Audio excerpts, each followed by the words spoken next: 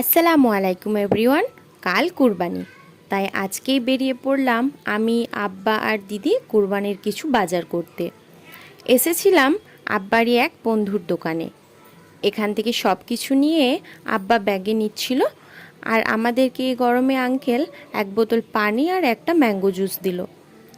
তিনজনে একসাথে যেহেতু বেরিয়েছি, একটু ফুচকা না খেলে হয় কি? দিদি আর আব্বা খেলো জল ফুচকা, আর আমি খেলাম শুকনো ফুচকা। সেখান থেকেও দিদি প্রথমেই ভাগ মেরে নিল আমি খাওয়ার আগেই। বাড়ি এসেই সব জিনিসগুলো বের করে রেখে দিচ্ছি, কারণ মা এখন ঘুমিয়ে গেছে। এই যা বাজার করা হয়েছে, এটা আমাদের এখন হাফ মাস চলে যাবে, আরও বেশিও হতে পারে, কারণ মাঝে আমরা 9 দিনের জন্য যাচ্ছি একটা লম্বা ট্যুরে।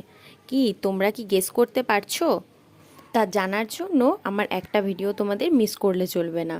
তো যাই হোক, তোমাদেরকে বকরিদের আগাম শুভেচ্ছা জানাই। আর কে কে এই মধ্যে মেহেন্দি লাগালে কমেন্ট করে অবশ্যই জানাই।